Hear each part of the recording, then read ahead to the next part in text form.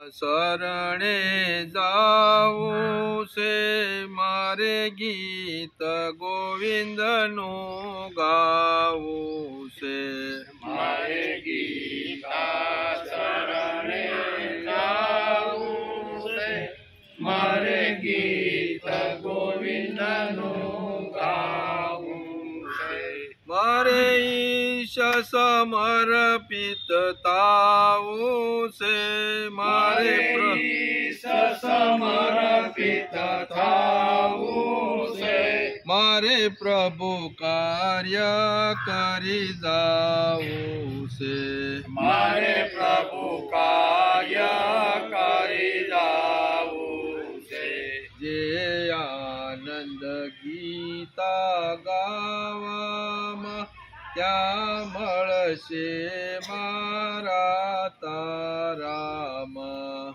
જે આનંદ ગીતા ગાવામાં ક્યાં મળશે મારા તારામાં મારે જ્ઞાન ગંગામાં નહાવું છે મારે જ્ઞાન ગંગામાં નાવું છે મારે ગીતામય બની જાવું છે મારે ગીતામય બની જાવું છે મારે ગીતા શરણે જાવું છે મારે શરણે જાવું છે મારે ગીત ગોવિંદનું ગાવું છે કોઈ કાલ ગયા કોઈ કાલ જશે કોઈ કાલ ગયા કોઈ કાલ જશે આવન જાવન ચાલ્યા કરશે આવન જાવન ચાલ્યા કરશે હું રડતો આવેલો મારે હસતા જાવું છે હું રડતો આવેલો મારે હસતા જાવું છે મારે ગીતા શરણે જાવું છે મારે ગીત ગોવિંદનું ગાવું છે મારે ગીતા શરણે જાવું છે મારે ગીત ગોવિંદનું ગાવું છે ના માયા મમતા લલચાવે ના માયા મમતા લલચાવે ના ભોગ જગતના ભરમાવે ના ભોગ જગતના ભરમાવે મારે અર્જુન અડીકમતાવું છે યોગેશ્વરને ગમી જાવું છે મારે અર્જુન અડીખમ થાવું છે યોગેશ્વરને ગમી જાવું છે મારે ગીતા શરણે જાવું છે મારે ગીત ગોવિંદનું ગાવું છે મારે ગીતા શરણે જાવું છે મારે ગીત ગોવિંદનું ગાવું છે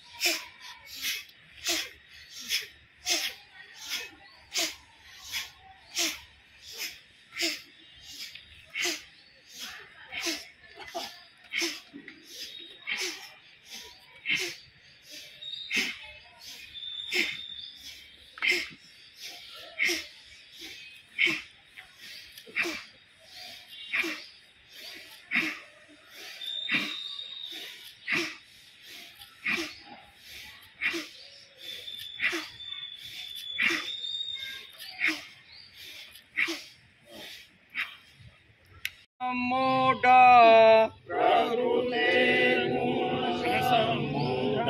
प्रकृते गुण सम्मूढा सज्जते गुण कर्मसु सज्जन्ते गुण कर्मसु प्रकृते गुण सम्मूढा सज्जन्ते गुण कर्मसु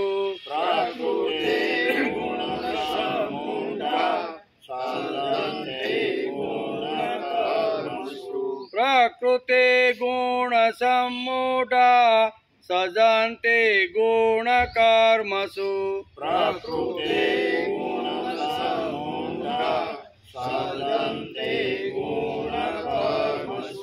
तान कृष्ण विदो मंदान तान कृष्ण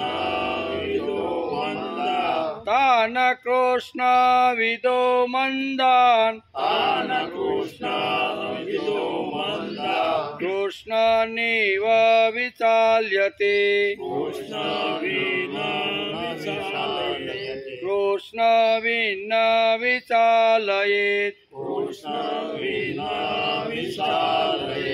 तान कृष्ण विदो मंदान कृष्ण विना विचालयेत्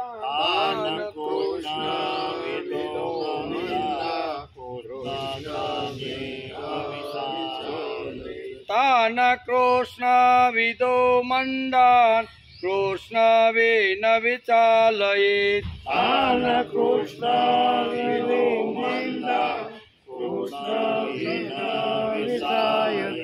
प्रकृते गुण सम्मूढा सज्जन्ते गुण कर्मसु तान कृष्ण विदो मंदान कृष्ण विना विचालयेत् प्रकृते गुण सम्मूढा सज्जन्ते गुण कर्मसु तान कृष्ण विदो मंदा कृष्ण विना विचायते मयि सर्वाणि कर्माणि मयि सर्वाणि कर्माणि मयि सर्वाणि कर्माणि मयि सर्वाणि कर्माणि सन्न्यस्यात्मतचेतसा संन्यास्यात्ममेतसा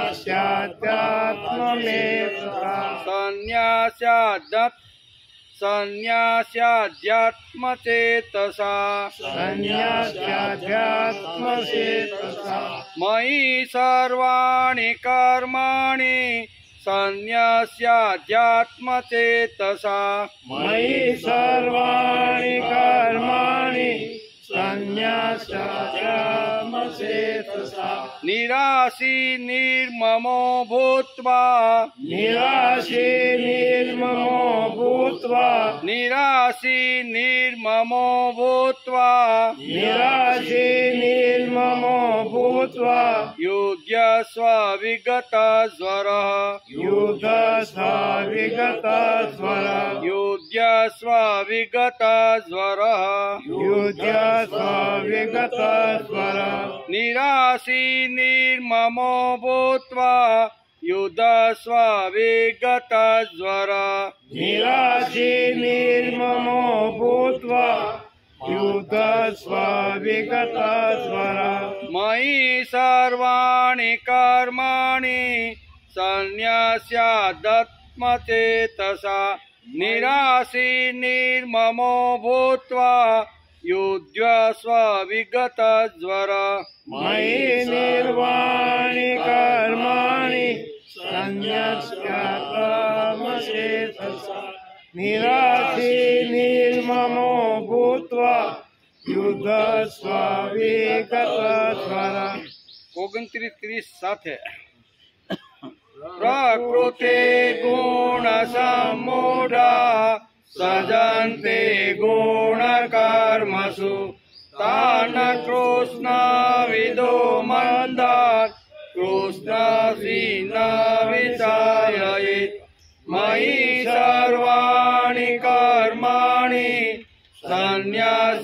ज्ञातचेतसा निराशी निर्ममो भूत्वा युद्धस्व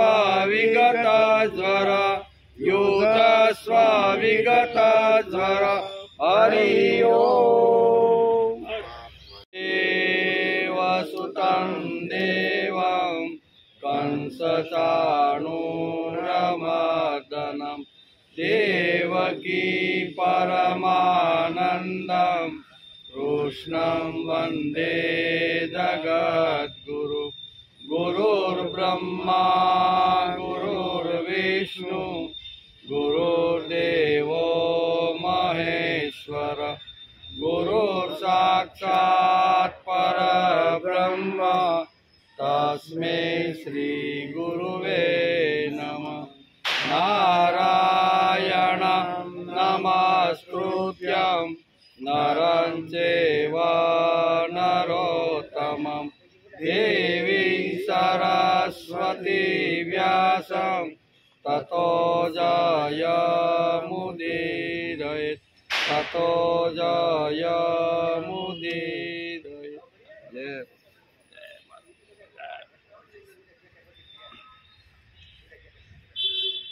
प्रकृते गुणकर्मुण्डा सजन्ते गुणकर्मसु तान् कृष्णविदो मन्दान् अकृतस्वेन विचालयेत्।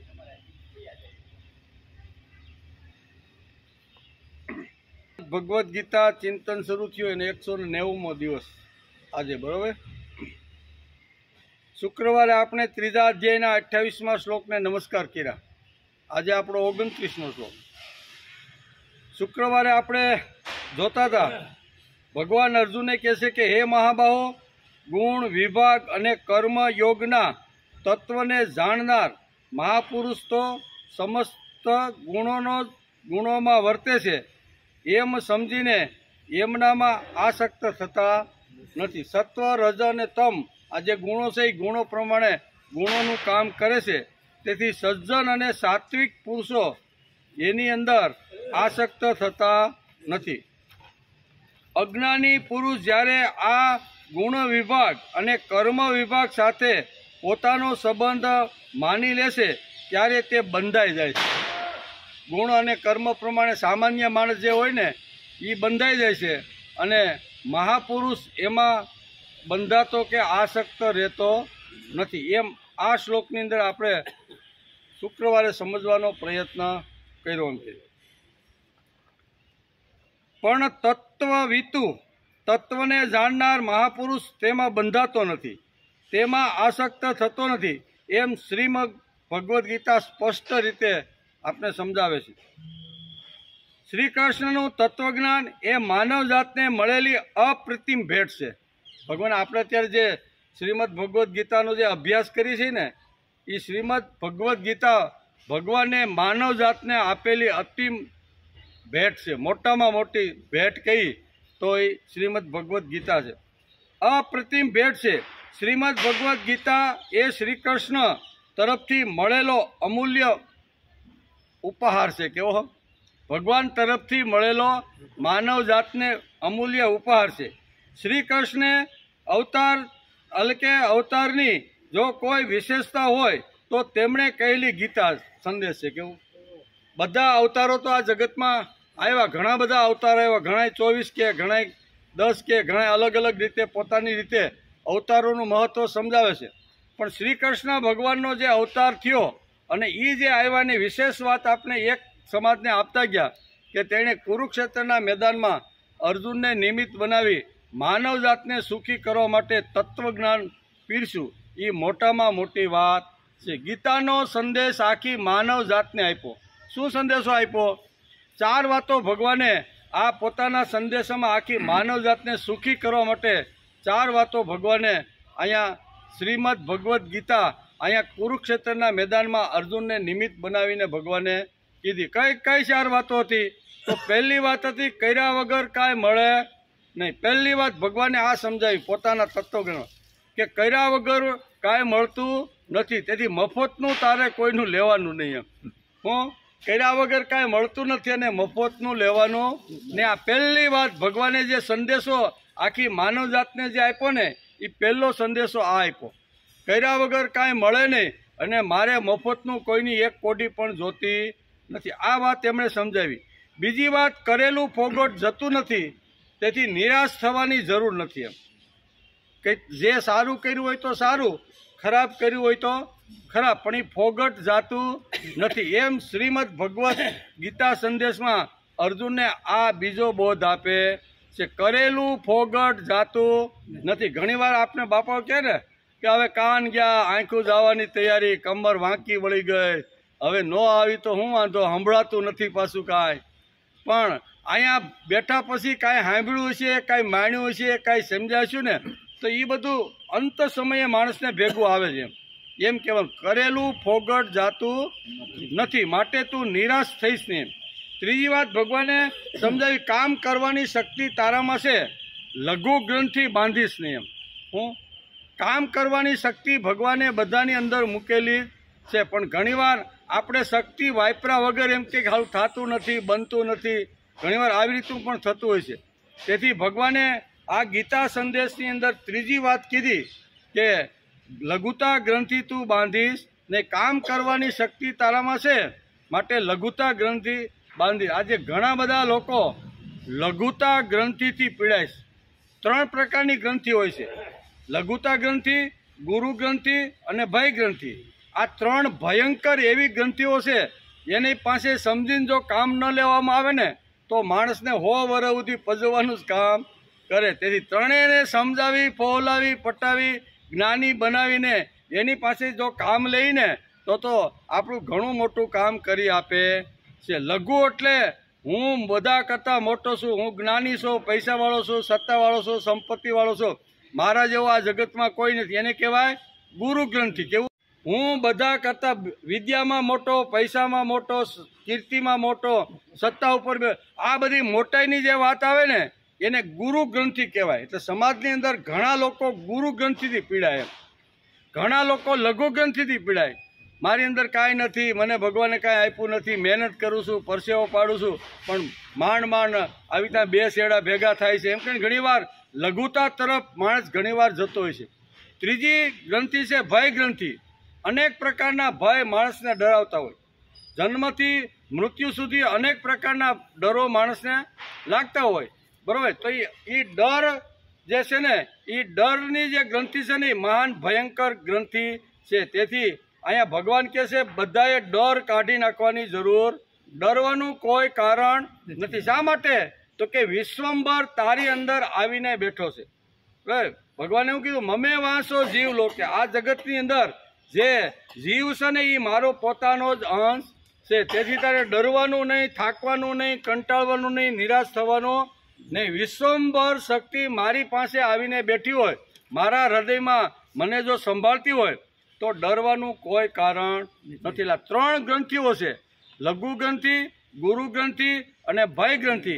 આ 3 ગ્રંથિને દૂર કરવાનું કામ અહીંયા ભગવાને ગીતા સંદેશમાં સરસ આપને સમજાવ્યું છે. ચોથી વાત છે, કામ કરતો જા, હાંક મારતો જા, મદદ તૈયાર છે, વિશ્વાસ ગુમાવીશ નહીં ભાઈ. ગમે તેટલી અગવડ આવે ને તો મારા ઉપરનો જે વિશ્વાસ છે ને એ તારે ગુમાવવાનો નથી. આમ ભગવાન કામ કરતો જા ને હાંક મારતો જા, 2 વસ્તુ આમાં આપ્યું, કામય કરવાનું અને ભગવાનને યાદી રાખવાના. એમ ખાલી ભગવાન ભગવાન કરી તો પણ આપણો જીવન નિર્વાહ હાલવાનો નથી. હાલે ખાલી ભગવાન ભગવાન કરીને પોકારે જ રાખો અને શાંતિથી બેઠા રહ્યો, હાથ પગ નહીં હલાવી તો શું થાય? હાલે ને કામ કરતો જા અને પછી હાંક માર ભગવાનને.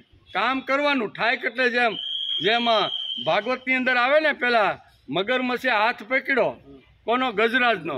એટલે એને જ્યાં સુધી શક્તિ હતી ત્યાં સુધી પોતાને શક્તિ પ્રમાણે બચવાનો પ્રયત્ન કર્યો. શક્તિ પૂરી થઈ પછી ભગવાનને આંખ મારી.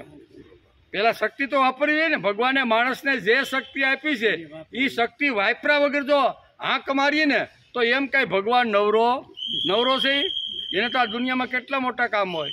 તેથી આંખ મારવાની અને ભગવાનને કામય કરો, નામય લેવાનું ને કામય કરવાનું.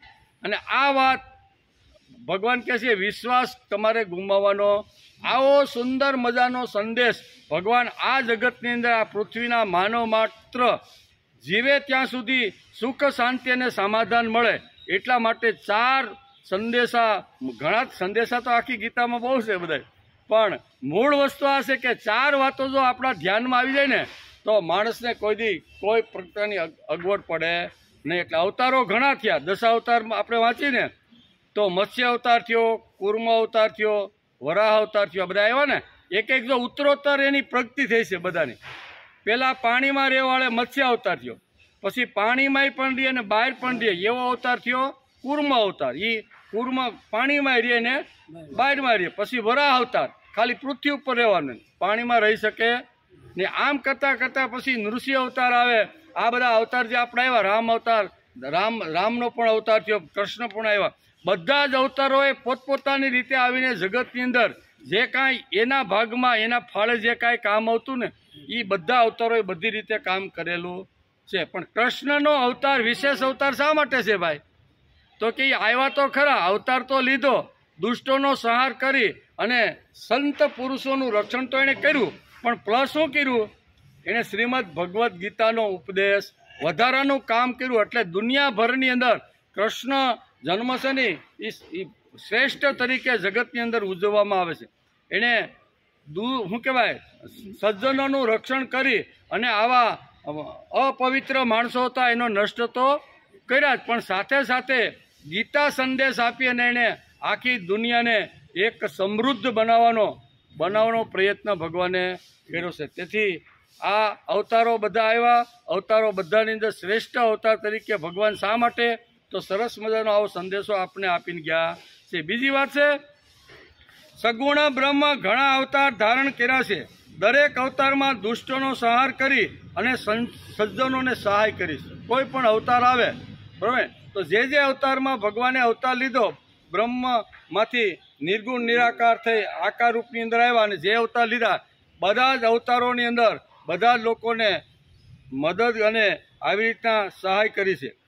ભક્તોના ઉદ્ધાર માટે નિર્ગુણ બ્રહ્મ સગુણ બનીને અવતાર ધારણ કરે છે. ભગવાન કેવા છે? નિર્ગુણ નિરાકાર, કોઈ આકાર નથી. આકાર નથી પણ છતાંય જ્યારે જ્યારે જરૂર પડે ત્યારે નિર્ગુણ નિરાકાર આકાર લઈને આ પૃથ્વી ઉપર આવે ત્યારે આપણે એને અવતાર કહીશું. નિર્ગુણ નિરાકાર જ્યારે માનવ શરીર કે બીજા કોઈ પશુ પક્ષીના શરીરમાં આવી અને આવું જ્યારે કામ કરે ને ત્યારે આપણે એને અવતાર ઠેરવીએ છીએ. એટલે કહે છે ભક્તોના ઉદ્ધાર માટે નિર્ગુણ બ્રહ્મ સગુણ બનીને અવતાર ધારણ કરે છે. મત્સ્ય અવતાર હોય, કૂર્મ અવતાર હોય, વરાહ અવતાર હોય, નૃસિંહ અવતાર હોય, વામન અવતાર હોય, પરશુરામ અવતાર હોય, રામા અવતાર હોય કે કૃષ્ણ અવતાર, કોઈ પણ અવતારમાં ભગવાન શા માટે આવે છે? તો કે પરિત્રાણાય સાધુનામ વિનાશાય ચ દુષ્કૃતામ. ભગવાને સ્પષ્ટ અહીંયા આપણે 4થો અધ્યાય છે ને એમાં ભગવાને બહુ સરસ કહી દીધું છે 8મા શ્લોકમાં, પરિત્રાણાય સાધુનામ વિનાશાય ચ દુષ્કૃતામ. મારે આવવાનું કારણ શું છે ભાઈ? ઘણા કે ના એ તો પાપ વધે ને એટલે ભગવાન આવે. પાપ વધે તો કાંઈ ભગવાને આવવાની જરૂર નથી. ઉપર બેઠા બેઠા બટન દબાવે કે નહીં? આ મારું તમારું ઘણા લોકોનું બટન દબાવી જાય, શું થયું ભાઈ? હાર્ટ ફેલ થઈ ગયું. તો એને અહીંયા ખાલી મારવા માટે જ આવવું પડે, એ અહીં જરૂર નથી. તો આવ્યા શા માટે? ભગવાનને મારવો તો એકાદો પ્રલય કરી નાખે, બે દેશને સામે આમાં લડવાનું ચાલુ કરી દે, યુદ્ધ કરી દે, ઘણા બધા વગર મોતે મરે કે નહીં. તો ભગવાનને જો સમાજની અંદર માનવ જાતને ઓછી કરવી કરવી હોય તો એ ખાલી એટલા માટે આવતા. શા માટે આવું છું? તો કે પરિત્રાણાય સાધુનામ વિનાશાય ચ દુષ્કૃતામ ધર્મ સંસ્થાપનાથાય સંભવામી યુગે યુગે.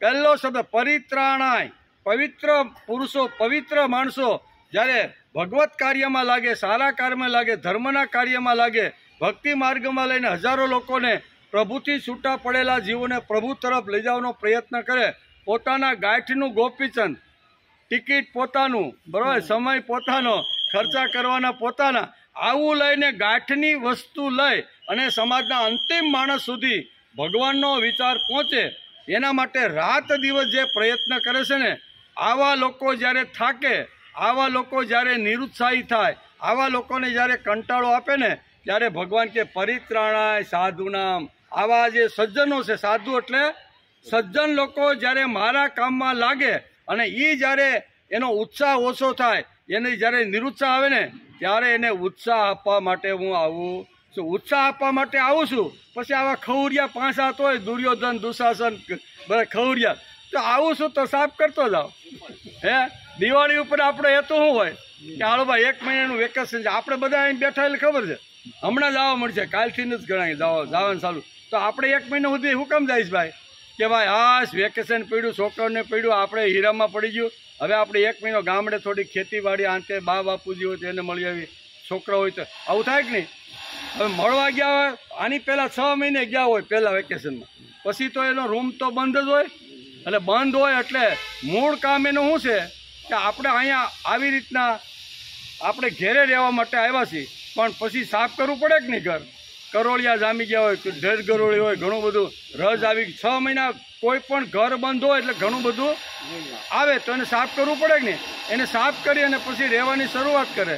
પછી એમ થાય કે હાલો ને કંકોત્રી આવી છે, હવે આપણે સ્પેશિયલ આવવાનું નહોતું પણ અહીંયા જ સહી, અને કાકાને આમ મામા માસી અહીંયાથી કંકોત્રી આવી છે, તો આપણે લગ્નની તારીખોમાં આપણે અહીંયા છીએ, તો આપણે લગ્નમાં જતા આવીએ, થાય કે નહીં. નકર દૂરના લગ્ન હોય તો બહુ જવાની જરૂર નથી, પણ નજીકના હોય ને ગામમાં જ હોય અને રોકાવાના જ હોય તો શું થાય કે હાલો આપણે જરીક અહીંયા આવ્યા છીએ. તો મૂળ હેતુ શું છે કે વેકેશનમાં છોકરાઓને મજા પડે, વાડીએ જાય, ખેતરે જાય, થોડોક આનંદ લૂંટે 15-20 દિવસ, એટલે દાદા નાના બાળકોને લઈને ગામડે જાય, એમ હેતુ એનો એ છે.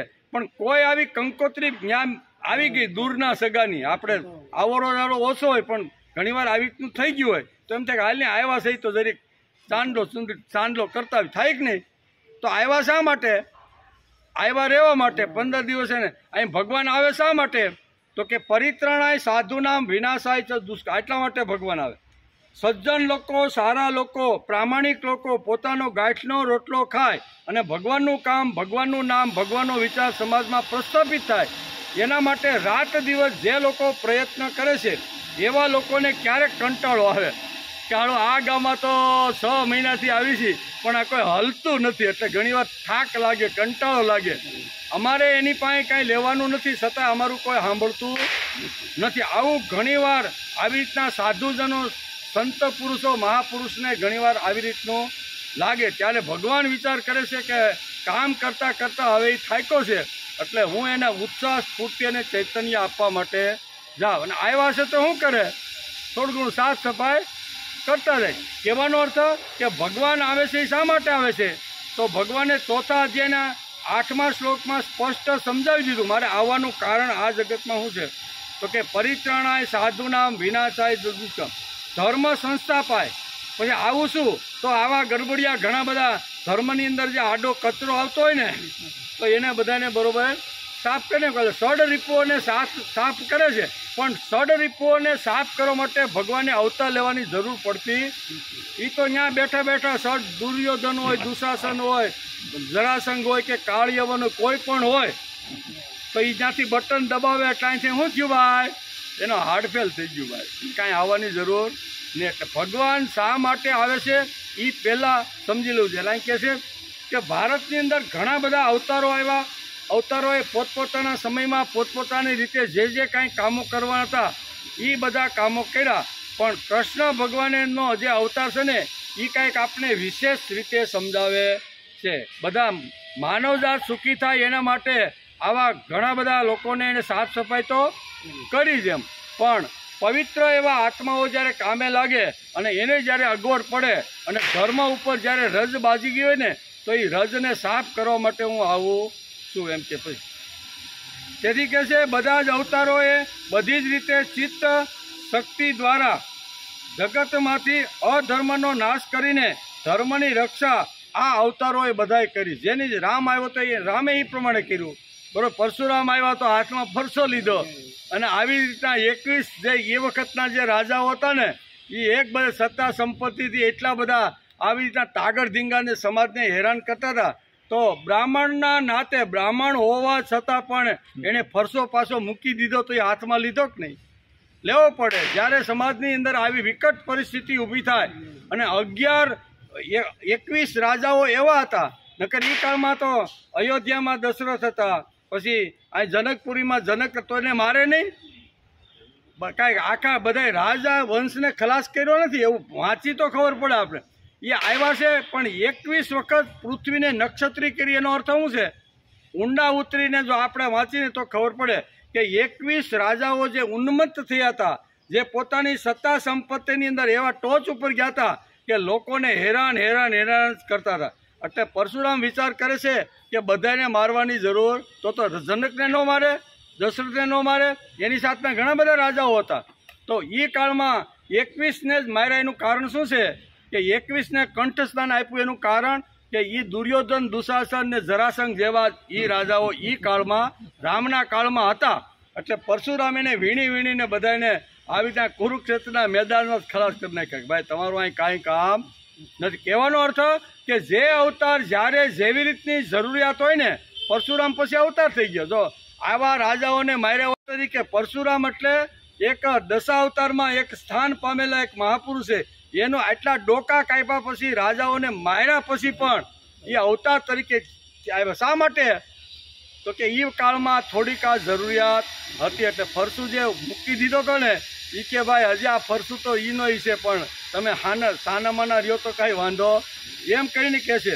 બધા જ અવતારોએ બધી જ રીતે ચિત્ત શક્તિ દ્વારા જગતમાંથી અધર્મનો નાશ કરીને ધર્મની રક્ષા અવતારોએ કરી છે. પરંતુ શ્રી કૃષ્ણ દ્વારા વ્યક્ત થયેલા પ્રભુ તો માનવ જાતના કલ્યાણમાં શ્રેય અને કલ્યાણ કરવા માટે જ આવ્યા. માનવ જાતનું કલ્યાણ વધારેમાં વધારે કેવી રીતે થાય, એનું શ્રેય કેવી રીતનું થાય, એ અવતારોએ ખૂબ જ વિચાર કરી અને કુરુક્ષેત્રના મેદાનમાં અર્જુનને નિમિત્ત બનાવીને આ શ્રીમદ ભગવદ્ ગીતા કીધી. એનો આપણે અહીંયા 190 દિવસથી આપણે અભ્યાસ કરી રહ્યા છીએ. અનંત કાળ સુધી માનવને માર્ગદર્શન મળે અને ઉન્નતિના પંથે દોરી જાય એવો જ્ઞાન ઉપદેશ ગીતા જ્ઞાન આપણે એ અવતારે જ આપ્યો છે. કૃષ્ણએ જ આ અવતારે ગીતા સંદેશ આપણે આપ્યો છે. એમણે અવતારે જ આ સંદેશ આપણે આપ્યો છે. અને તેથી શ્રી કૃષ્ણને જગત ગુરુ તરીકે પ્રસ્થાપિત કરવામાં, ખાલી ભારતના નહીં, આખા જગતના ગુરુ. કૃષ્ણમ વંદે જગત બોલીને કે વસુદેવ સુતન દેવમ કંસ ચાણુર મર્દનમ દેવકી પરમાનંદમ કૃષ્ણમ વંદે. આ કૃષ્ણમ વંદે જગતનું બિરુદ શા માટે મળ્યું? તો કે ઘણા લોકો જે ઉન્મત્ત થયેલા હતા એનો સંહાર તો એણે કર્યો, પણ સાથે સાથે માનવ જાતને હજારો વર્ષ સુધી માર્ગદર્શન મળે ને એવો સંદેશો અર્જુનને નિમિત્ત બનાવીને આપીને ગયા છે. તેથી કૃષ્ણમ વંદે જગત ગુરુ, આખા જગતના જે ગુરુ છે ને એ આટલા માટે એને પ્રસ્થાપિત કરવામાં આવ્યા. તેથી જ આપણે શ્રીમદ ભગવદ્ ગીતાનો આ અભ્યાસ કરતા રહેલા છે કે આવા જગતગુરુ આટલું મોટું શાશ્વત અને લાંબા કાળ સુધી તત્વજ્ઞાન ટકે. માણસ ગમે તેવી પરિસ્થિતિમાં હોય પણ એકવાર ગીતા ખોલીને જો ઊંડાણથી અભ્યાસ કરે ને તો ગીતા દરેક સમસ્યાનું આવી રીતનું હલ કરનારી ગીતા છે. એમ આપણું શાસ્ત્ર આપણે વારંવાર સમજાવશે. તેથી જ આપણે ગીતાનો અભ્યાસ કરીએ છીએ. અને આજે આપણે 29 ત્રીજા અધ્યાયના 29મા શ્લોકમાં ભગવાન પણ આ જ વાત અર્જુનને સમજાવશે. આગળ જે 3 શ્લોકમાં જે વાત કીધી ને, આપણે તો 3 શ્લોકમાં આગળના અહીંયા 26, 27 ને 28માં 3માં તો ભગવાને આ વાત કીધી. આ પછી 29માં પાછી એની વાત કેમ આવે છે? કારણ કે આપણે કેવા છીએ? અનેક પાઠી, એક પાઠી નથી. ભગવાનને ખબર હશે કે આ એક વાત 26મા શ્લોકમાં કહી દઉં અને આ કાંઈ ડાયો નથી કે એને યાદ રહે. એટલે પાછી 29મા શ્લોકમાં પાછી એની વાત ભગવાન શરૂ કરે. શું કે છે? પ્રકૃતે ગુણ સમૂઢા સજંતે ગુણ કર્મસુ તાન કૃષ્ણ વિદો મંદાન અકૃત્ય વિચાલયત. બહુ સરસ આ શ્લોકની અંદર ભગવાન અર્જુનને કહે છે, કોઈ પણ રીતે પાછલી બેઠક ઉપર બેસી ગયેલો છે, થાકી ગયેલો છે, આંખમાંથી આંસુડાની ધાર છે, બરોબર, ગાત્ર બધા ઢીલા થઈ ગયા છે, હાથમાંથી ગાંડી ફેંકી દીધા. આ પરિસ્થિતિ ભગવાને જોઈ. ભગવાન કે હવે આને પરવારું જો તત્વજ્ઞાન આપવાની શરૂઆત કરશું ને તો માથા ઉપરથી જાય એનું. એટલે હળવે હળીને રજોગુણની પદ્ધતિ ભગવાન અપનાવે છે. રજોગુણ, પછી ધીમે ધીમે આમાં સત્વગુણ ઉપજે. પણ ભગવાનની ટ્રીક અપનાવે છે કે આ જે થાકી ગયેલો છે, કંટાળી ગયેલો છે, નહીં લડવું એમ કહીને બેહી ગયો છે, હવે એને જો ઊભો કરવાનો હોય ને તો એને કાંઈક ટ્રીટમેન્ટમાં મારે થોડોક ફરક કરવો પડે. એટલે આ શ્લોકમાં ભગવાન થોડુંક અર્જુનને સમજાવે. શું કહે છે? પ્રકૃતે ગુણ સમૂઢા સજ્જને ગુણ કર્મસુ તાન કૃષ્ણ વિદો મંદાત અકૃતસ્ય ન વિચાલય. ભગવાને બહુ સરસ રીતે કીધું કે પ્રકૃતિના ગુણોથી અત્યંત મોહિત થયેલો, કેવો? પ્રકૃતિના ગુણોથી અત્યંત મોહિત થયેલો અજ્ઞાની મનુષ્યો ગુણો અને કર્મમાં આસક્ત રહે છે. પ્રકૃતિ એટલે ભગવાને જે નિર્માણ કરેલા જે ગુણો છે ને, ગુણો અને કર્મો બંનેની વાત કરે છે આ શ્લોકમાં, કે બંનેને અંદર આવી રીતનો આસક્ત રહેલો જે મનુષ્ય છે એવા સંપૂર્ણપણે ન સમજનારા મંદ બુદ્ધિના અજ્ઞાનીઓને સંપૂર્ણપણે જાણનાર જ્ઞાની મનુષ્ય કોઈ દિવસ વિચલિત કરવા નહીં. આગળ આવ્યું હતું કે નહીં? આવ્યું જ હતું. આ જ વાત થોડીક બીજા રૂપમાં ભગવાને કીધી હતી. અહીંયા પણ આ જ વાત કહે છે કે આપણા કરતાં મોટા હોય, આપણા કરતાં શ્રેષ્ઠ હોય, બરાબર ને? ઘણીવાર સમાજમાં આપણા કરતાં પણ ઘણા શ્રેષ્ઠ હોય, આપણા કરતાં મોટા હોય, બધી રીતે વિદ્વતાની અંદર, ધનની અંદર બધું હોય છે. સમાજમાં તો આ વાત રહેવાની. રામકાળમાં હતી ને કૃષ્ણકાળમાં હતી ને અત્યારે કળયુગમાં રહેવાની, બરાબર? 3 પ્રકારના માણસો રહેવાના. એક સામાન્ય માણસ, એક મીડિયમ અને મધ્યમ માણસ, અને એક ટોચ ઉપરનો ગયેલો માણસ. એ ટોચની બુદ્ધિ હોય, ટોચની શક્તિ હોય, ટોચની સંપત્તિ બધી ટોચ ઉપર જ હોય. એક મધ્યમ, સામાન્ય રીતે કાંઈ અગવડ પીડા વગર પોતાનો સારી રીતે સંસાર કરતો હોય. અને ત્રીજો એક દબાયેલો, માંડ આખો દિવસ 18 કલાક કે 15 કલાક કામ કરે ત્યારે 2 શેડા માંડ ભેગા. હવે આ 3 વર્ગ તો સમાજમાં આજે છે, રામયુગમાં હતા, કૃષ્ણકાળ, બાપ, બધા યુગની અંદર આ વસ્તુ જોવા મળે કે નહીં? એ તો રહેવાની જ છે. જન્મ મળ્યા પછી માણસની બુદ્ધિની અંદર એક બાપને 4 દીકરા હોય તો દરેકમાં નોખા થયા પછી 5-7 વર્ષ પછી બધાની સંપત્તિ બધી અલગ અલગ હોય કે ન હોય? રહેવાનું જ. તો બાપાએ હરકો આપી દીધો, હાલો 25 વીઘા ચારે ઉપાડો, બરાબર? બધું હરકો આવ્યું. પણ 5-7 વર્ષ પછી આપણે જોઈએ તો બધાની આવી રીતની પરિસ્થિતિમાં ફરક થયો કે નહીં? થાય જ. કારણ કે ભગવાને અલગ અલગ રીતે માણસને બુદ્ધિ શક્તિ આપેલી છે. એની બુદ્ધિ પ્રમાણે ધીમે ધીમે એ વિકાસ કરતો માણસ આગળ વધે છે. તેથી 3 વાતો અહીં કહે છે આપણે. અને આ સત્વ, આ શ્લોકની અંદર ભગવાન આપને સમજાવવા માગે છે. એક ગુણ અને બીજો કર્મ. સામાન્ય જે માણસ છે અથવા જે કાંઈ સમજતો નથી, જેની પાસે મંદ બુદ્ધિ છે ને, આવા મંદ બુદ્ધિ માણસ તો આ કંઈ જાણતા નથી. પણ સંપૂર્ણ જે જાણે છે ને એવા સંપૂર્ણ જાણનારે લોકોએ મંદ બુદ્ધિ ઉપર સીધો પ્રહાર કરવો નહીં. તું અકલ વગરનો છો, તને ખબર નથી પડતી ને તું આવો છો, એવું નહીં કરવાનું. એમ ભગવાન આ શ્લોકમાં સમજાવવાના રાખે. બહુ સરસ રીતે સમજાવવાનો પ્રયત્ન કર્યો છે. પછી આગળ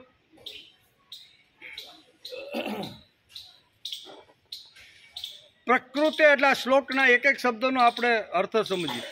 પ્રકૃતિ એટલે પ્રકૃતિના. પછી ગુણ સમૂઢ એટલે ગુણોથી અત્યંત મોહિત થયેલા અજ્ઞાની મનુષ્યો. પ્રકૃતિના જે સત્વ, રજ અને તમ જે ભગવાને જે ગુણો નિર્માણ કર્યા છે એની અંદર આવી રીતના મોહિત થયેલો. બીજે ગુણ કર્મ શું? ગુણો અને કર્મમાં આસક્ત રહે છે. કેવો?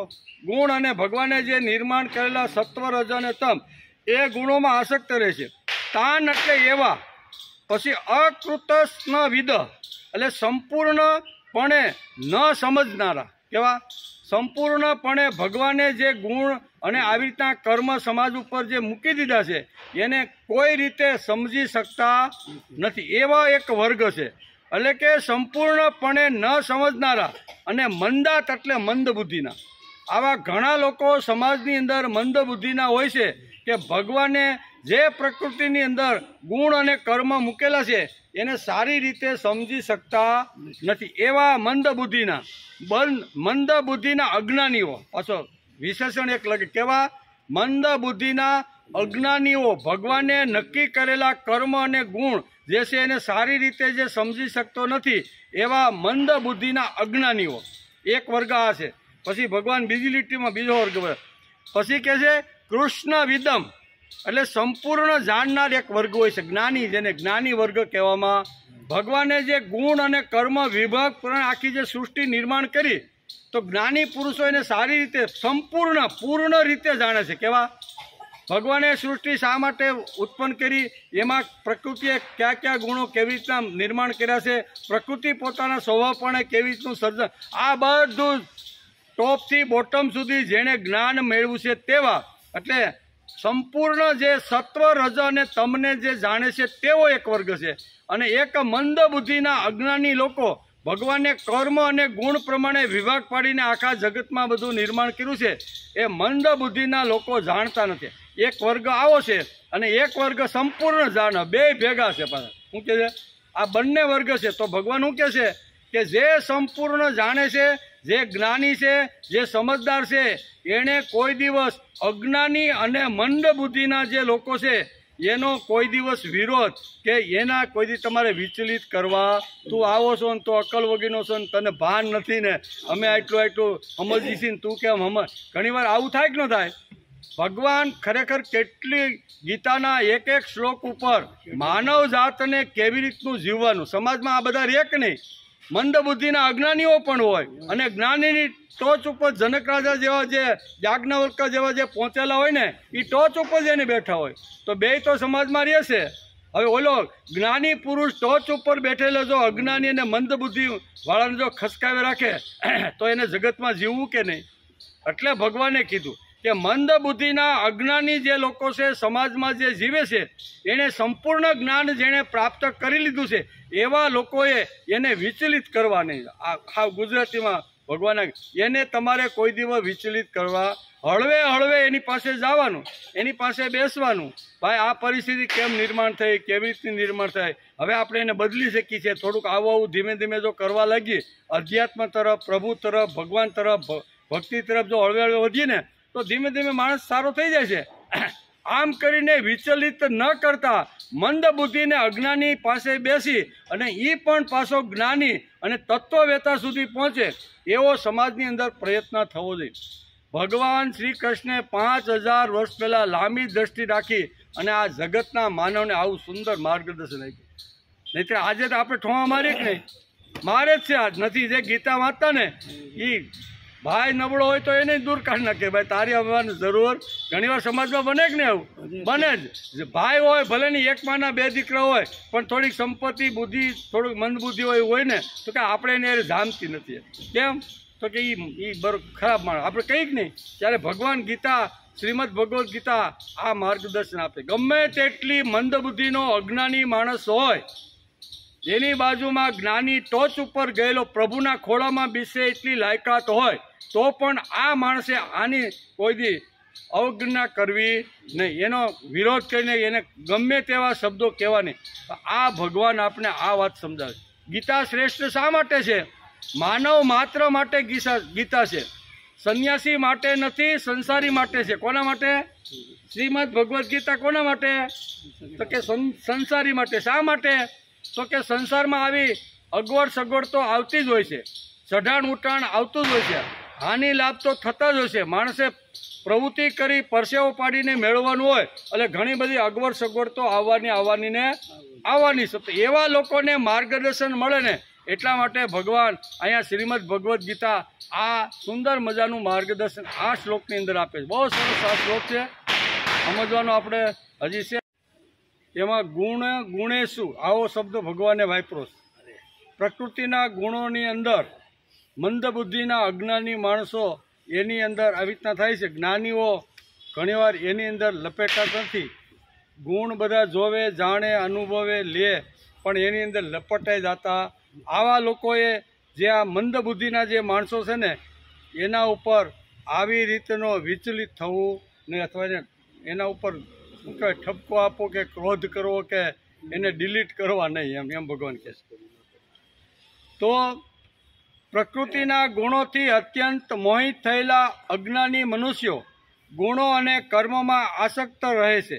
એવા સંપૂર્ણપણે ન જાણનારા મંદ બુદ્ધિના અજ્ઞાનીઓ સંપૂર્ણપણે જ્ઞાનના અંદર પરિપક્વ છે એવા મનુષ્ય આ અજ્ઞાની અને મંદ બુદ્ધિના મનુષ્યોને વિચલિત ન કરે. ભગવાને બહુ ઠપકો આપી દીધો મોટા માણસોને કે તમારે કદાચ જ્ઞાનની ટોચ ઉપર પહોંચી ગયા હોય તો નાના માણસોને બહુ હેરાન કરવાના નહીં. એની પાસે બેસો, એની અંદર આપણા જેવું જ્ઞાન પાછું ઊભું થાય એવા પ્રયત્ન કરવા જોઈએ એમ ભગવાન કહે. તો ત્રિગુણાત્મક ગુણની વાત અહીં ભગવાને આ શ્લોકમાં કરી છે. તો એ ગુણોને આપણે પહેલાં સમજી લઈએ, નહીંતર એમ થાય કયા ગુણો ભગવાને કીધા છે, બરાબર? તો એનું વિસ્તારથી થોડોક આપણે સમજવાનો પ્રયત્ન કરીએ. સત્વ, રજ અને તમ આ 3 ગુણો છે. કેવા? સત્વ, રજ અને તમ આ ત્રણેય પ્રકૃતિજન્ય ગુણો મનુષ્યને બાંધવાવાળા છે. એનાથી બંધાઈ જાય મનુષ્ય.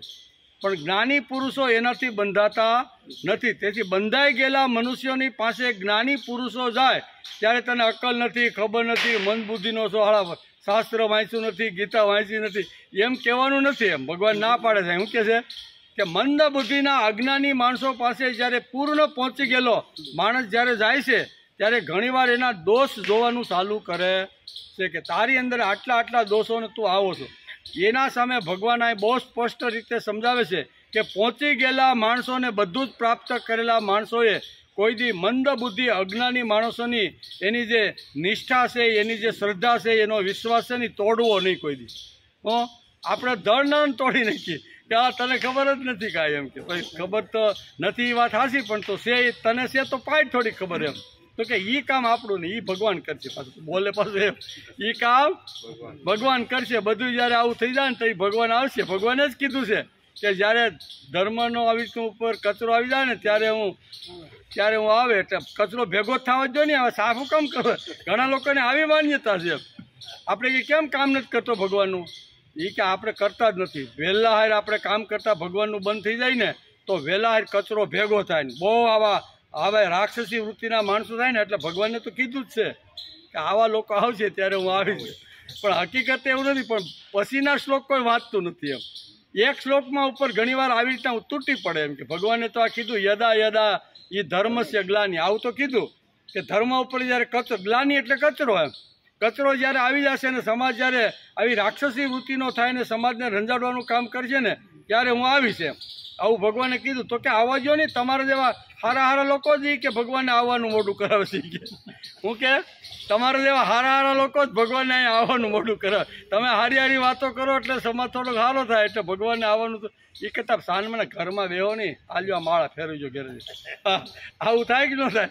આવું ઘણીવાર થતું હોય છે. એને ભગવાન કહે છે કે આવા પહોંચી ગયેલા જે માણસો, સંપૂર્ણ જે જ્ઞાની માણસો છે ને એને અજ્ઞાની અને મંદ બુદ્ધિ વાળાનો જે વિશ્વાસ છે, એની શ્રદ્ધા છે, તોડવાનો ક્યારેય પ્રયત્ન કરવો જોઈએ. હવે આટલું સરળ ભગવાન સમજાવે છે. બોલો, આ ગ્રંથ મહાન એટલા માટે છે કે દુનિયાના માનવ માત્રને કોઈ પણ પ્રશ્ન હોય, કોઈ પણ આવી રીતે આપણી સમસ્યા હોય ને તો દરેક સમસ્યાનો ઉકેલ શ્રીમદ ભગવદ્ ગીતા આપણને આપે. એટલે આ શ્લોકમાં પણ ભગવાન આ સત્વ, રજ અને ગુણોની વાત કરી છે કે આવા ગુણોની અંદર ઘણીવાર મંદ બુદ્ધિના માણસો વિચલાય છે, પણ જ્ઞાની પુરુષો એની અંદર વિચલાતા નથી. પણ તો એવા લોકોએ આવા લોકોને બહુ હેરાન કરવા. હા, ગુજરાતી ભાષામાં કેવું હોય તો એ એમ. બીજી વાત, હે મહાભાવો, સત્વગુણ, રજોગુણ અને તમોગુણ પ્રકૃતિમાંથી ઉદ્ભવેલા આ ત્રણેય ગુણો અવિનાશી જીવાત્માને શરીરમાં બાંધે છે. હું એમ ગીતા કહે છે. અવિનાશી જે ભગવાન અંદર જે બેઠો છે એ સત્વગુણી, રજોગુણી અને તમોગુણી આ પ્રકૃતિના જે કાંઈ ગુણો છે ને એ માણસને બંધન કરી દે છે. તેથી એ ત્રણેય ગુણોમાં સત્વગુણ નિર્મળ હોવાના કારણે પ્રકાશ આપે છે. શું છે? સત્વગુણ કેવો છે? નિર્મળ. અને એમાંથી શું ઉત્પન્ન થાય? પ્રકાશ. પ્રકાશ થાય એટલે અંધકારનો નાશ થાય કે ન થાય? એટલે આપણી અંદર અંધકાર હોય, વહેમ હોય, પાખંડ હોય, અજ્ઞાન કંઈ પણ હોય, પણ એકવાર જો પ્રકાશ એની અંદર આવી જાય ને તો માણસ જ્ઞાની બની જાય છે. કાંઈ કહે છે કે એ ત્રણેય ગુણોમાં સત્વગુણ નિર્મળ હોવાના કારણે પ્રકાશ અર્થાત તેજ પ્રગટાવનાર છે. કેવો? સત્વગુણ માણસની અંદર તેજ પ્રગટાવનાર ગુણ છે. એમ કે આ સત્વગુણ વિકાર વિનાનો છે, છતાં તે સુખના સંગ વડે એટલે કે સુખના અભિમાન વડે અને જ્ઞાનના સંગ વડે એટલે કે જ્ઞાનના અભિમાન વડે જીવાત્માને બાંધે. આવો જે જીવાત્મા સમજી ગયેલો સત્વગુણી માણસને આવી રીતનો જીવાત્માને અહીંયા પ્રભુ બાંધી દે છે. એટલે આપણે વિભીષણને જોતા હતા ને, વિભીષણ ભગવાનની જોડે બંધાઈ ગયો, ભાઈએ ભલે નહીં લાત મારીને કાઢી નાખ્યો તો જોડાઈ ગયો કે નહીં, તો આજે એનો ઉદ્ધાર થઈ ગયો કે નહીં. એટલે એને કહેવાય સત્વગુણ. હાવ સાદી ભાષામાં કેવું હોય તો વિભીષણ એટલે સત્વગુણી માણસ. એને કોઈ ભાઈ ગમે તેવા ખરાબ ધંધા કરે તો એને ગમતું નહીં. કોઈ પણ પરિસ્થિતિને હરણ કરીને લાવે તો પણ ઠપકો દેતો. પછી ઘણીવાર ઘણું અગવડભેરા કામ જ્યારે લંકામાં થાય ત્યારે પણ પ્રધાનના નાતે ઘણી બધી ધ્યાન દોરતો રાવણનું, પણ રાવણને ગમતું નહીં. કારણ કે રાવણ હતો એ રજોગુણી હતો, વિભીષણ હતો એ સત્વગુણી હતો, અને કુંભકર્ણ હતો એ તમોગુણી હતો. ત્રણ લઈ અને આપણે ખબર પડે કે સત્વ, રજ અને તમ શું છે. બહુ સમજવા માટે આપણે ઘણીવાર વિનોબા ભાવે મહાન પુરુષ થઈ ગયા, એણે પોતાની ગીતાની અંદર ગીતા ઉપર પ્રવચન કરતા આ શબ્દો એણે લખ્યા છે. એટલે કહેવાનો અર્થ કે આ સત્વગુણ વિકાસ. બીજી વાત છે, એક કુંતી પુત્ર અર્જુન રાગ સ્વરૂપના રજોગુણને તું લાલસા અને આસક્તિમાંથી ઉદ્ભવેલો જાણ. એમ કેવો આસક્તિ અને લાલસામાંથી તું રજોગુણ ઉત્પવેલો જાણ. આ જીવાત્માને કર્મોના તથા યમના ફળોમાં સંગ વડે રાગની અંદર બંધાઈ જાય છે. તેથી રાગ થયો અને પંચવટીમાં ગયો રાવણ અને સીતાનું હરણ કરીને લાવ્યો. આ રાગ છે. શું છે? રજોગુણ એટલે રાગગુણ. એમ કે આવી રીતનું છે. ત્યારે કહેશે કે ભગવાન કહેશે કે હે ભરતવંશી અર્જુન, સૌ દેહાભિમાન ઓએ મોહિત કરનાર તમોગુણને તો તું અજ્ઞાનથી ઉપજેલો જાણ. એ જીવાત્માને પ્રમાદ, આળસ અને નિંદ્રાથી બાંધે. ત્રણ ગુણની વાત અહીં ભગવાન કહે છે. પ્રકૃતે ગુણ સમૂઢ એટલે મૂઢ બુદ્ધિનો માણસ આવી રીતનો કેવી રીતનો બંધાઈ જાય છે એની વાત ભગવાન કહે છે. તો કે આવી રીતનો સત્વ, રજ અને તમ ગુણથી શું આવે તો કે આળસ આવે, પ્રમાદ આવે અને નિંદ્રા. એ આ ત્રણ વસ્તુ જે છે ને એ ત્રણ માણસને અહીંયા તમો ગુણથી બાંધી દે, વીંટળાઈ જાય. એટલે તમે આપણે કંઈક કરી તો આ ત્રણ વાતો અહીં ભગવાન આપને આ શ્લોકમાં સમજાવવા માગે છે. પહેલી વાત છે પ્રમાદ. બરાબર ને? પહેલો સત્વ, રજ અને તમ, ત્રણનો વિચાર. એમાં તમો ગુણની અંદર પહેલો પ્રમાદ, આળસ અને નિંદ્રા. એ ત્રણ વાતો અહીં ભગવાન સમજાવે છે. પ્રમાદ એટલે જ્ઞાન હોવા છતાં બુદ્ધિ કબૂલ કરે. જ્ઞાન છે પણ બુદ્ધિ કબૂલ કરે છતાં ન કરવું. એમ બુદ્ધિ કબૂલ કરે પણ છતાં કરવું. જ્ઞાન પણ છે. ભગવાને મને માનવ દેહ આપ્યો છે તો માનવ દેહને ગમે ત્યાં વેડફાય ને એને સારી રીતે સજાવવાનો પ્રયત્ન કરવો જોઈએ. ભગવાને જે ગુણો નિર્માણ કર્યા છે એકાદ બે ગુણ લાવવાનો પ્રયત્ન કરવો. આવું જાણે છે પણ એ કરી શકતો નથી. શા માટે? તો કે પ્રમાદ છે ને. કે પ્રમાદ એટલે જ્ઞાન હોવા છતાં બુદ્ધિ કબૂલ કરે છતાં ન કરવું એને પ્રમાદ કહેવાય. બુદ્ધિ કબૂલ કરે પણ છતાંય કરે ને એને પ્રમાદ કહે છે. બુદ્ધિની કબૂલાત પછી પણ જ્યારે કામ ન થાય ત્યારે તેને પ્રમાદ કહેવાય. બુદ્ધિ આલમ, હા સમજો કે બુદ્ધિએ કબૂલાત કરી દીધી પણ છતાંય પથારીમાંથી કે ઘરમાંથી ઉઠતો નથી, કામ ન કરે. કબૂલાત આપ્યા પછી પણ જો ઉઠે જ નહીં તો એને પ્રમાદ કહેવામાં આવે છે. ત્રીજી વાત એટલે ક્યાંય કે બુદ્ધિની કબૂલાત પછી પણ જ્યારે કામ ન થાય ત્યારે તેને પ્રમાદ કહેવામાં આવે છે. ખબર છે, યોગ્ય છે, કરવું જોઈએ તેમ લાગે છે છતાં થતું નથી, આને પ્રમાદ કહેવાય. હું ગામ બહુ સારું હોય તમારા સ્વાધ્યાયવાળા એ કે આ જો ને આવા એટલે આવું દિવાળીના દિવસો એટલે બહુ કિંમતી દિવસો હોય ને, બધું ઠેકાણે પાડવાનું હોય. હવે આવા દિવસોમાં તમારા સ્વાધ્યાય પડ્યો ખંભામાં થેલા નાખીને 6 દિવસ સુધી અહીંયા કોઈ ગામડામાં જાય, કોઈ શહેરમાં જાય, કોઈ ઘર સુધી જાય. આવું થાય કે નહીં? એટલે ઘણીવાર ખબર છે, કબૂલ કરે છે પણ ઘણીવાર થતું નથી. એમ કે ખબર છે, યોગ્ય છે, કરવું જોઈએ તેમ લાગે છે પણ છતાં થતું નથી, એને પ્રમાદ કહેવામાં આવે છે. શા માટે થતું નથી? તો એના 2 કારણો શાસ્ત્ર આપને સમજાવે. ગીતા નથી ન થવાના કારણો 2 છે. પહેલું કરવું છે તો પણ હજી વાર છે. એ કાંઈ છોકરાને મોટા કરો, પોત્ર મોટા થયા, એકાદો પોત્ર પૌણી જાય અને પછી કરવું છે. આપણે 70 વર્ષ ક્યાં ના પાડી છે? પણ 70 વર્ષ તું જીવવાનો છો એવી ગેરંટી છે કોઈને? 50 કે 45 વર્ષના માણસને કે ભાઈ સંસારની સાથે સાથે થોડું થોડું અધ્યાત્મ પ્રભુનું કામ અથવા ભક્તિ થોડી થોડી, એ કે ભાઈ હજી વાર છે, હજી તો ક્યાં, હજી તો બહુ વાર છે. એક કારણ આ હોય છે. બીજું કારણ આપણા હાથે થતું નથી. એમ આપણા હાથે કાંઈ થતું નથી. કરવાવાળો કેવો છે? ભગવાન છે. ઉપરવાળો બેઠો છે, એ બધું કરે છે. એટલે આપણા હાથે કાંઈ થતું નથી. આ ટાઈમ બહુ મહેનત કરતો નથી. એમ હું મારા હાથથી થતું નથી ને હજી મારે વાર છે. આવા 2 શબ્દો એના ખિસ્સામાં હોય છે. સંજોગો પ્રતિકૂળ છે, અનુકૂળ નથી, એમ બોલે. એમ પ્રમાદી માણસ બોલે છે. આમાં માણસે પોતાની બુદ્ધિને છેતરે છે. બુદ્ધિનો મન ઉપર કાબુ ન હોય તો પ્રમાદ થાય. તેથી જ મન ના પાડે છતાં આગ્રહ કરીને મનને સમજાવવાનો પ્રયત્ન કરી અને માણસે જીવન વિકાસ માટે ધ્યાન આપવાની જરૂર છે. એમ કે તેથી ભગવાન આ શ્લોકમાં કહે છે કે અજ્ઞાનમાંથી ઉપજેલો તમોગુણી, અજ્ઞાનમાંથી જે ઉપજેલો જે કામ છે ને તેને તું તમોગુણી જાણ. તે જીવાત્માને પ્રમાદ, આળસ અને નિંદ્રા વડે બાંધે છે. પ્રમાદથી જીવ બંધાય છે તેમ ગીતાકાર કહે છે. અને બીજી વાત કહે છે કે આળસથી પણ જીવ બંધાઈ જાય. 3 વાતો, બરોબર ને? કયા? આળસ, પ્રમાદ અને નિંદ્રા. 3 વાતોનો છે. હવે આળસ એટલે હું? પ્રમાદને તો આપણે સમજી લીધું. હવે આળસની વાત છે. મન કામ કરતું નથી તેથી પ્રમાદ થાય. મન કામ કરતું નથી તેથી પ્રમાદ થાય. અને ઇન્દ્રિયો કામ કરતી નથી તેથી આળસ થાય. શું થાય?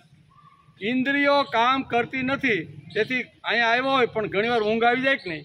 ભાઈ ઇન્દ્રિયો કામ કરતી નથી. ખુરશી સરસ છે, સરસ મજાનો પવન છે, માથે હાઈ ક્લાસ સાંઈડો છે, બરોબર ને? સરસ મજાની ગીતાની વાત કરે છે, અડધો કલાક ખેંચી લે ખુરશી ઉપર. થાય કે ન થાય? આવું ઘણીવાર થતું હોય. તેથી પ્રમાદ થાય છે.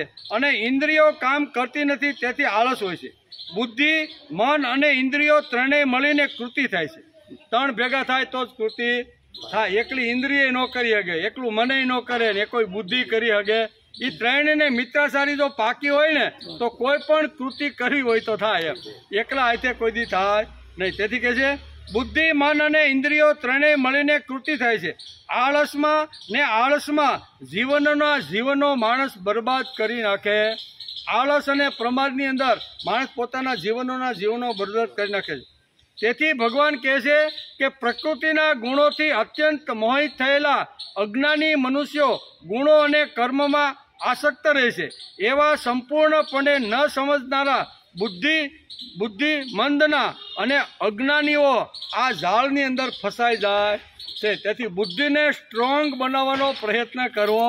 મંદ બુદ્ધિ ન રહે, સૂર્ય જેવી તેજસ્વી બુદ્ધિ થાય એના માટે રોજ સારા વિચારો બુદ્ધિને આપવાનો પ્રયત્ન કરવો જોઈએ. આય નો આપી તો કાંઈ નહીં. સવારે ઘેરે અડધો પોણો કલાક ગીતા છે, વેદ છે, ઉપનિષદ છે, રામાયણ છે, મહાભારત છે, એવા તેજસ્વી અને દિવ્ય જે વિચારો છે ને એ બુદ્ધિ આ માણસની તેજ થાય ને એટલા માટે અડધો પોણો કલાક વિચારો રોજ આપવા. રોજ ગીતાનો સ્વાધ્યાય, મહાભારતનો સ્વાધ્યાય, રામાયણનો સ્વાધ્યાય, આવા જે ઉત્કૃષ્ટ જે આપણા ગ્રંથો છે ને એનો રોજ માણસે સ્વાધ્યાય કરવો જોઈએ.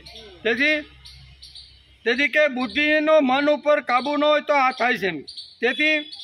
તેથી ગતાનુગતિક જીવનમાં લોકો આનંદ સમજતા રહે છે. ભગવાન મેળવવાની બધાને ઈચ્છા છે પણ તે માટે સાધના ખૂબ જરૂરી છે. ભગવાન કાંઈ એમને મળતા નથી. ધ્રુવને જે ભગવાન મળ્યા એ કાંઈ એમને મળ્યા છે?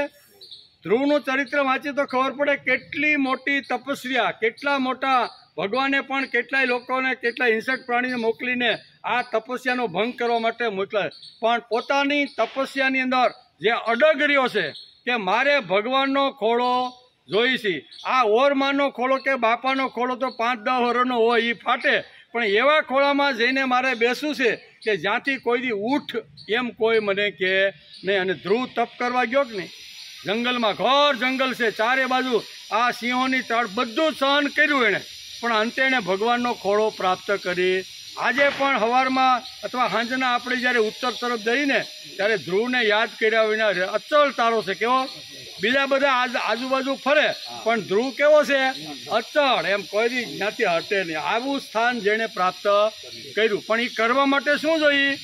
સાધના જોઈએ. એ કરવા માટે તપસ્યા જોઈએ. એ કરવા માટે નિયમિતતા જોઈએ. એ માટે શાસ્ત્રનો ઊંડો અભ્યાસ. આ બધા સાધનો એના માટે જોઈએ. એ સાધનો હોય તો માણસ ભગવાનના પગ અથવા ખોળામાં બેસી શકે. તેથી કહે છે, મન એકવાર આળસુ થયું કે ખલાસ. મન એકવાર જો આળસુ થઈ ગયું એટલે ખલાસ. પતંજલિ ઋષિએ પણ યોગ સૂત્રમાં આ જ વાત આપને સમજાવી. આપણા ઋષિઓ પણ આ જ વાત કહીને ગયા છે. એકવાર જો મન આવી રીતનું થયું તો પછી ખલાસ, કે આળસ આવી જાય. જે દિવસે લાગે કે આજે ચિત્ત એકાગ્ર કરવું નથી, ભગવાનની પાસે ભક્તિ કરવા માટે હવારમાં બેસવું નથી ને, આજ મન મારું ના પાડે છે, તે દિવસે ખાસ બેસવાનું. શાસ્ત્ર શું કહે છે? જે દિવસે તારું મન ભગવાન પાસે બેસવાની ના પાડે કે હાલું અમુક કામ આ કામ આપણે આ જ કરવું નથી. દાખલા તરીકે મિલિટરીના જે લોકો હોય અને જે વિમાન ઉડાડતા હોય ને મોટા મોટા, જે એક બેસીને જે બીજા દેશ ઉપર હુમલો કરવો હોય મોટા બોમ્બથી, તો એની ટ્રેનિંગ આપવામાં આવે. અને એ ટ્રેનિંગ બહુ ભયંકર ને બહુ અઘરી હોય છે. તો એવા સમયે ઘણીવાર ટ્રેનર એનો જે હોય ને, એ ઘણીવાર જે ટ્રેન લેવા માટે જે આવી રીતના યોદ્ધાઓ આવ્યા હોય ને, એને યોદ્ધો આજ ના પડે કે સર આજ મારે પ્લેન ઉડાડવા જવું નથી. કેમ? તો કે આજે કેટલું વાતાવરણ બધું ખરાબ થઈ ગયું છે, વાદળા છવાઈ ગયા છે, ધીમો ધીમો વરસાદ પડે છે, હવે આમાં ક્યાંક ફસાઈ જાય તો એનો ટ્રેનર હોય ને એ કે તારે આજે જ જવાનું છે. તું જ એ જેથી ના પાડે ને તેથી એનો સાહેબ હોય ને બોસ, એ તેથી એને પરાણી મોકલે, જા તમ તારે મરવું હોય તો મરજે પણ તારે જવાનું પાકું.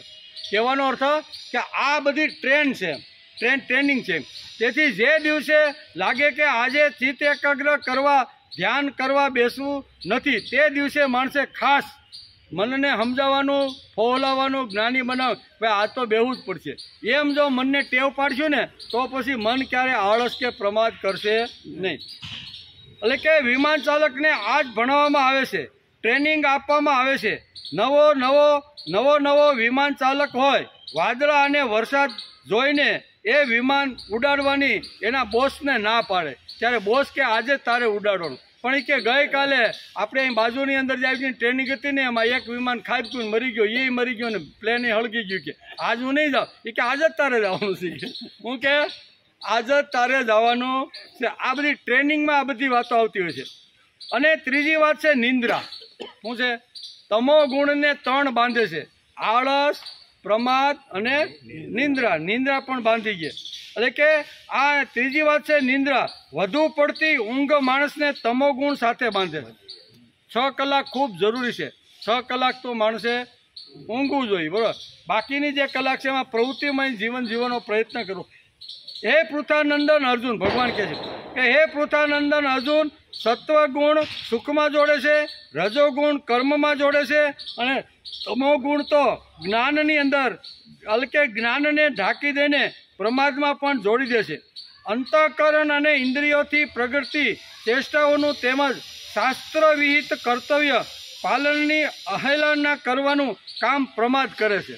હવે હું સાંભળે બહુ સાંભળ્યું. હવે એટલે ઘણીવાર આ 3થી માણસ સત્વ, રજ અને તમ, ભગવાનનું એમ કહેવાનું છે કે ઘણીવાર પ્રમાદી અને અજ્ઞાની લોકો જે છે ને, એ મેં નિર્માણ કરેલા જે ગુણો છે એ ગુણોથી ઘણીવાર બંધાઈ જતા હોય છે. પણ જે પૂર્ણપણે મારા 3 ગુણો જે જાણે છે, જાણવા છતાંય જે બંધાતો નથી ને, એવા જ્ઞાની પુરુષો, જેણે સંપૂર્ણ જ્ઞાન મેળવી લીધું છે, એવા મંદ બુદ્ધિ અને અજ્ઞાનીઓને ક્યારેય વિચલિત કે એની શ્રદ્ધાને કે એની આવી રીતે તોડવાની મનાય. શ્રદ્ધાને વિશ્વાસ તોડવાનો નથી એમ ભગવાને. તેથી કર્તવ્ય કર્મો પાછા, એટલે કે ઠેલવા રૂપી, કર્તવ્ય કર્મો પાછા ઠેલવા રૂપી નિસંધ્યમાં, એટલે કે નિરુદ્યમાનનું નામ આળસ છે. ગીતા આટલા સ્પષ્ટીકરણ રીતે અહીંયા સમજાવવાનો પ્રયત્ન કરે. બહુ સ્પષ્ટ રીતે ભગવાન અહીંયા 3 સત્વ, રજ અને તમ, અને એમાં તમની અંદર જે આળસ, પ્રમાદ અને નિંદ્રા, એને પણ ભગવાન સારી રીતે સમજાવવાનો પ્રયત્ન કરે છે. જૂના કાળની અંદર ઘણીવાર સામાન્ય લોકોની શ્રદ્ધા અને વિશ્વાસ તોડવાના જ્ઞાની પુરુષો ઘણીવાર કામ કરે. આજના જમાના પણ ઘણું બધું એવું હોય છે કે મનુ મહારાજે અથવા વેદ વ્યાસે જે કાંઈ વ્યવસ્થાઓ જે ઊભી કરી છે ને એમાં આજે ઘણા લોકો ઘણી બુદ્ધિમાન લોકો એને તોડી ફોડીને કે હવે આવું કાંઈ હોય ને ઘણીવાર કહે ને એટલે લગ્ન સંસ્થાને પણ તોડવાના પ્રયત્ન હાલે છે ઘણા બધા. એટલે તમારે આમ કે રિલેશનશીપ તમારે લગ્ન કર્યા વગર તમે સાથે રહી શકો છો, આવો કાયદો ભગવાન શું કહેવાય ગવર્મેન્ટે બનાવી, પણ એ હાવ એકદમ સહેલી કક્ષાની પ્રવૃત્તિ છે. કેવી? પણ આપણે શાસ્ત્રનો ઊંડો અભ્યાસ કરતા નથી એટલે ખબર ન પડે કે મનુ મહારાજ અને વેદ વ્યાસે જે આખી કુટુંબ વ્યવસ્થા, લગ્ન વ્યવસ્થા, સમાજ વ્યવસ્થા જે ઊભી કરી હતી ને એ માનવના લાંબા કાળ સુધી એનું કલ્યાણ અને એનું શ્રેય થાય ને એના માટે આ બધી વ્યવસ્થા કરીને ગયા. થોડી ગડબડ આવી હોય થોડી તો એ કાઢવાનો પ્રયત્ન કરવો જોઈએ, પણ આખી આ વ્યવસ્થા ખોટી ને ખરાબ છે એવું કહેવાનો તમને કોઈ અધિકાર નથી. એટલે અહીંયા ઘણીવાર ભગવાન કૃષ્ણને 5000 વર્ષ પહેલાં ખબર છે કે કળિયુગનો માણસ 5000 વર્ષ પહેલાં પછી આવું કાંઈક કૃત્ય કરવા જાય તો ભગવાને અગાઉથી જ એને કીધું કે બુદ્ધિમાન લોકો, પહોંચી ગયેલા માણસો, તત્વને જાણનારા માણસો, બરાબર, એવા માણસોએ કોઈ દી મંદ બુદ્ધિ અને અજ્ઞાની માણસો કદાચ આવું કર્મકાંડ કે થોડું વિશ્વાસ વગર કરતા હોય તો એને શ્રદ્ધા ને વિશ્વાસ એનો વધે અને સાચી રીતે કરતો થાય એવું એને કરાવવાનો પ્રયત્ન કરવો જોઈએ, પણ એને અહીંયા વિચલિત કરવા નહીં. ભગવાન બહુ સ્પષ્ટ કહે છે. તેથી લગ્ન સંસ્થાઓ છે ને એ બધી તોડવાના જબરજસ્ત પ્રયત્ન હાલે છે. પુરુષ અને જૂના કાળમાં તો બધું જ હતું ને, ટોળામાં લોકો રહેતા, સંસાર ટોળામાં કરતા, પછી કોને જન્મ આપ્યો છે, કોણ મારો દીકરો કોણ મારો બાપો, એ તો મનુ ભગવાન આવ્યા ને પછી આવા જંગલી લોકોની સાથે બેઠા ને ધીમે ધીમે હળવે એને ઉપર લાવવાનો પ્રયત્ન કર્યો બહુ રીતે. અને વર્ષોના વર્ષોને જિંદગી પૂરી થાય ને ત્યારે ખોટી વાત કાઢતા નાકે દમ આવી જાય. અને આ સરસ મજાનો આખો, કારણ કે ટોળાની અંદર રહે અને પછી કાંઈક કૃત્ય પુરુષ કરે તો જવાબદારી સ્ત્રી ઉપર નાખી દેતા. આજે પણ ઘણીવાર એવું નથી થતું. પુરુષને બાંધવા માટે વેદવ્યાસ અને મનુ મહારાજે પ્રયત્ન કર્યો છે. પુરુષને ભાઈ એક જગ્યાએ બાંધી ગયો એટલે કદાચ જો કાંઈ આડું કરે ને તો જવાબદારી એની આવે. ઓલો રખડતો ભટકતો ગમે ત્યાં સંસાર કરે તો એમાંથી પુરુષ છટકી જાય અને સ્ત્રીને ભોગવવું પડતું. કોઈ પણ આજે પણ ઘણીવાર સ્ત્રીને નથી ભોગવવું પડતું. પુરુષે ખરાબ કૃત્ય કર્યું હોય તો ભોગ કોણ બને? સ્ત્રી બને. એટલે ભગવાન અહીંયા મનુ મહારાજ લાંબી દ્રષ્ટિવાળા હતા કે આવું સમાજમાં ન થાય એટલા માટે એને લગ્ન કરી ગયો. એટલે બાકી બધીની બેન, દીકરીની માં અને આજ એની પત્ની એની સાથે સંસાર કરે, એમાં જે બાળકો થાય એનું સાંગોપન થાય, એને સંસ્કાર અપાય. ઓલી તો ગમે ત્યાં રખડતું ભટકતું બાળક થઈ જાય. એટલે આ લગ્ન સંસ્થાની જે એ લોકો પણ આજે તોડવા માટે પ્રયત્ન કરે છે. પુરુષ અટકી ન જાય તેથી પુરુષોને બાંધવા માટે વિવાહ સંસ્થા નિર્માણ થઈ. મનુ મહારાજે એટલે આ વિવાહ સંસ્થા ગમે ત્યાં સંસાર કરવાનો નથી. હું તને એકની સાથે પરણાઈ દઉં, તારે 80 વર્ષ સુધી ભગવાન તને જેટલા દિવસ જીવતા રાખે સંસાર તારે આની સાથે કરવાનો. એટલે કે સંસ્થા નિર્માણ કરવામાં આવી કે જેથી શુદ્ધ અંતઃકરણથી બાળક અને સ્ત્રીનું ભરણ પોષણ થઈ શકે. લગ્ન થઈ ગયા, બાળકો થયા, સ્ત્રી આવી, પછી સારામાં સારી રીતે ભરણ પોષણ. ઓલી તો જવાબદારી જ નહીં, ગમે અહીંયા પુરુષ છટકીને ગમે અહીંયા પાછો વયો છે. એટલે આટલા મનુ મહારાજે જે લગ્નની જે પવિત્ર જે વાતો છે ને એ એટલે હજારો વર્ષ પહેલાં બધી આપણે આપી છે. વિવાહો, લગ્નો સમાજના કલ્યાણ માટે હતા. કોના? ભોગ માટે નહીં, પણ સમાજનું કલ્યાણ, સમાજ બગડે નહીં, વ્યભિચારી ન બને, કોઈની નજર ખોટી ન પડે એટલા માટે ભગવાને મને જે પાત્ર આપ્યું છે એની સાથે મારે ભગવાન જેટલા દિવસ રાખે એટલા દિવસ રહેવાનું છે. તેથી વિવાહો અને લગ્ન સમાજના કલ્યાણ માટે અને વ્યક્તિના વિકાસ માટે ખૂબ જ આવશ્યક છે એમ સમજીને મનુ અને વ્યાસે આ બધી આપણા માટેની શું કહેવાય પોથી ઘડી રાખી છે ભાઈ. બરાબર? પોથી એટલે જીવન જીવવા માટેની ગાઈડલાઈન. એટલે ગાઈડલાઈન આ બધી આપેલી.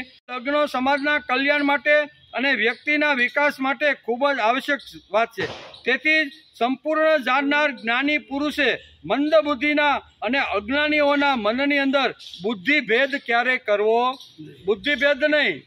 એને ન સમજાતો હોય તો સમજાવવાનો પ્રયત્ન કર.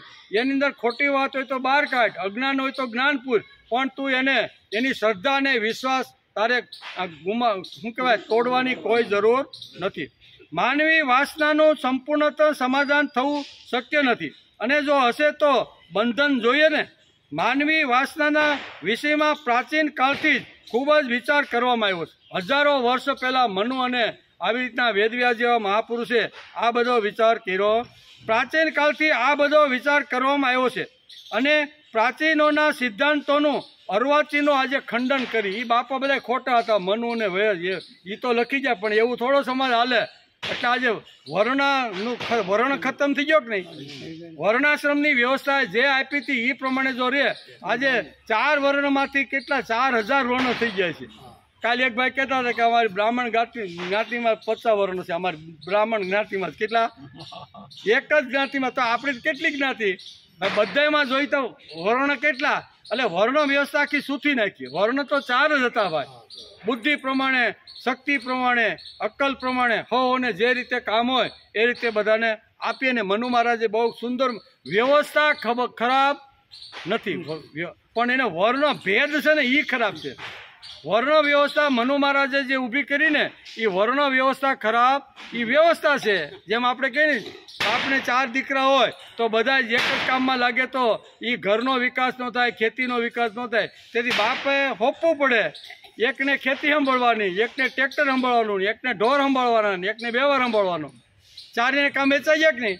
એમ ચાતુર્વર્ણ વ્યવસ્થામાં બ્રાહ્મણ, ક્ષત્રિય, વૈશ્ય અને શૂદ્ર જેની જેવી શક્તિ હતી એ પ્રમાણે મનુ મહારાજે ટોળામાંથી 4 ગ્રુપ પાડી અને 4ને કહી દીધું કે તમારે વેદ ઉપર ચિંતન કરવાનું, વેદોનું નિર્માણ કરવાનું, વેદોને સંભાળવાનું. એટલે એને કીધું બ્રાહ્મણ. પછી આ વેદોનું રક્ષણ કરવું, ખેતીવાડીની અંદર પશુ આવી રીતના આવે તો એનું રક્ષણ કરે ક્ષત્રિય જોઈએ, બરાબર. પછી આવું કપડાં છે, રોટી છે, મકાન છે. આ શિયાળો આવે તો ઠંડી લાગે, ઉનાળો આવે તો ગરમી થાય, ચોમાસું આવે તો ભીંજાઈ જવાય. તો આમાં રક્ષણ કોણ કરે? તો કે આવી રીતનો બ્રાહ્મણ, ક્ષત્રિય અને વૈશ્ય, બરાબર. એને મકાન બનાવવાના, કપડાં સીવવાના. એટલે આજના જે મોટા જે બિલ્ડરો છે એ શેમાં આવે? વૈશ્યમાં. આજના મોટા જે ટેક્સટાઇલ ઇન્ડસ્ટ્રીના મોટા અંબાણી જેવા ને આપણા જેવા છે એ બધા શેમાં આવે? તે ખરાબ છે, ખોટા છે, નાના છે, હલકા છે, તોડી પડવા જેવા છે? તોડી પડવા જેવા નથી. તો આ બધું કહેવાનો અર્થ બ્રાહ્મણ, ક્ષત્રિય, વૈશ્ય અને શૂદ્રએ પણ આ બધી વ્યવસ્થાઓ સંભાળતા હતા, બરાબર. સમાજની જે જરૂરિયાત હતી ને એ બધી પૂરી પાડવાનું કામ. ટાઢથી માણસ જો થરથરતો હોય તો કપડાં સીવીને, વણકર હતા કે નહીં, કપડાં સીવીને એને આપવાના. પછી ચોમાસું હોય તો ઘણું બધું આ બધી ઘર બાંધીને આપવાનું. તો આ બધા જે વર્ણો છે એ તો આખી વ્યવસ્થાઓ બધી હતી. પણ અહીંયા કહેવાતા બુદ્ધિમાન લોકોએ સમાજની અંદર ઘણી બધી વ્યવસ્થાઓ તોડી નાખી છે. તેથી આ શ્લોક આપને દીવા દાંડી જેવો છે. કેવો?